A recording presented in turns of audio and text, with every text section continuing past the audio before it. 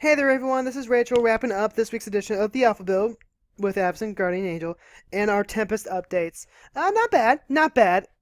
Definitely finished some of those games up a little faster than I would have liked, without doing as much as I would have liked, admittedly.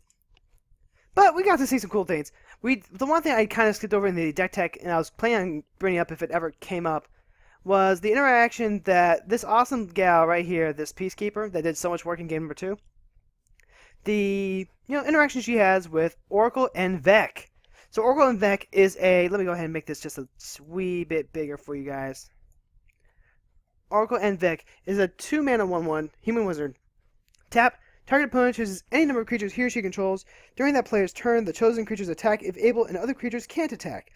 At the beginning of that turn's end step, destroy each of the chosen creatures that didn't attack. Activate this ability only during your turn. At the beginning of the target opponent chooses any number of creatures he or she controls. That player and the chosen creatures attack if able, and the other creatures can't attack. At the beginning of that turn's end step, destroy each of the chosen creatures that didn't attack. So you choose any number of creatures. So they choose any number of creatures they control. They have to attack if able. But if they can't, they get destroyed.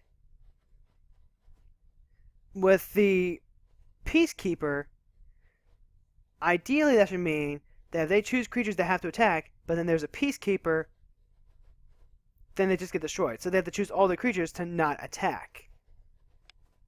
At least if I'm reading that right. I think I've got that right.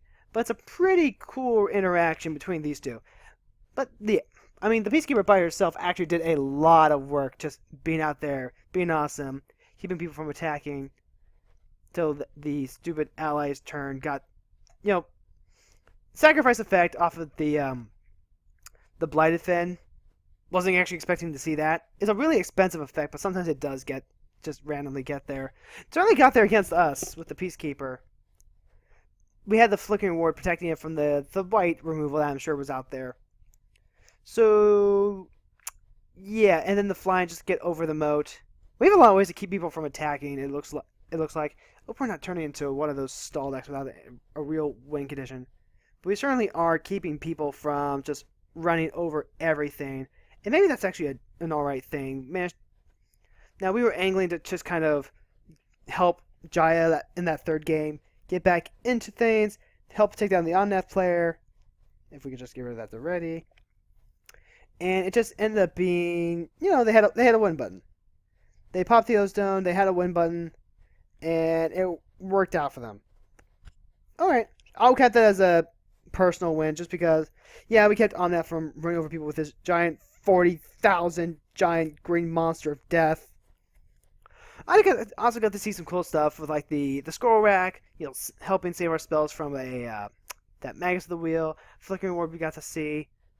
A couple of the other things we're still working on. We're still working on seeing like just more of the removal, seeing how often we need removal to show up. God, sometimes it just feels like none of our removal is ever here.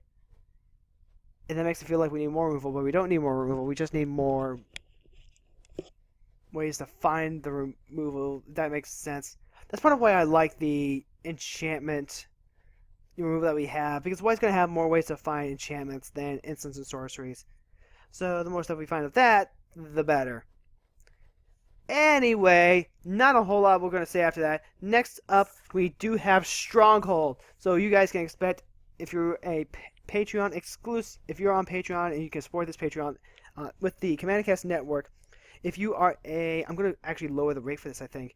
If you're a $5 subscriber, I want to say, then I'm going to start putting up the set reviews I've been doing for you guys to, just lower everything a little bit. And stop being, make it a little more accessible. Because there are some cool gems in here that I got to look at when I was doing the Tempest review that you're not going to get to see in the deck because I just didn't think that they would get to fit in here. Like Field of Souls. Field of Souls was in Tempest. And that was a card I was really excited to play until I looked at our creatures.